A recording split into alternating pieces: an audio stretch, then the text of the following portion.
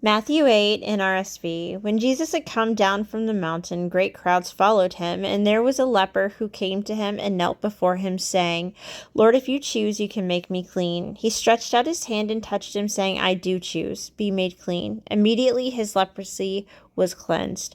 Then Jesus said to him, "See that you say nothing to anyone, but go, show yourself to the priest, and offer the gift that Moses commanded as a testimony to them."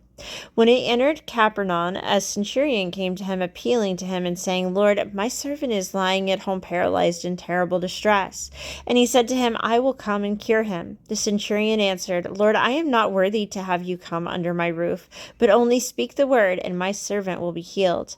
For I also am a man under authority, with soldiers under me, and I say to one, 'Go,' and he goes, and to another, 'Come,' and he comes, and to my slave, 'Do this,' and the slave does it."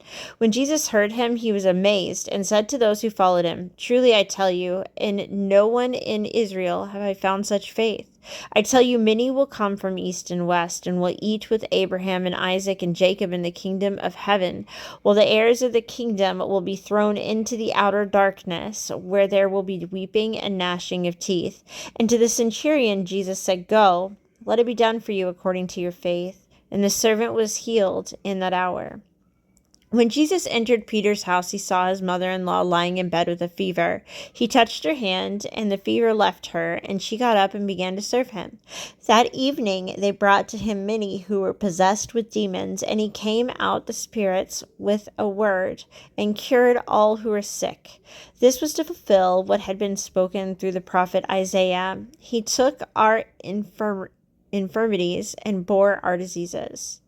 Now when Jesus saw great crowds around him, he gave orders to go over to the other side. A scribe then approached and said, "Teacher, I will follow you wherever you go." And Jesus said to him, "Foxes have holes, and birds of the air have nests, but the Son of Man has nowhere to lay his head."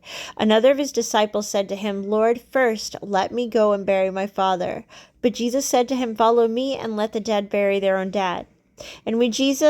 And when he had gotten into the boat, his disciples followed him. A windstorm arose on the sea, so great that the boat was being swamped by the waves, but he was asleep. And they went and woke him up, saying, "Lord, save us, we are perishing." And he said to them, "Why are you afraid, you of little faith?" Then he got up and rebuked the winds and the sea, and there was a dead calm. They were amazed, saying, "What sort of man is this, that even the winds and the sea obey him?" When he came to the other side, to the country of Gadarenes, two demoniacs were coming out of the tombs and met him. They were so fierce that no one could pass that way. Suddenly they shouted, "What have you to do with us, Son of God? Have you come here to torment us before our time?" Now a large herd of swine was feeding at some distance from them. The demons begged him, "If you cast us out, send us into the herd of swine." And he said to them, "Go." So they came out and entered the swine, and suddenly the whole herd rushed down the steep bank into the sea and perished in the water. The swineherds ran off, and on going into the town, they told the whole story about what had happened to the demoniacs. Then the whole town came out to meet Jesus, and when they saw him, they begged him to leave their neighborhood.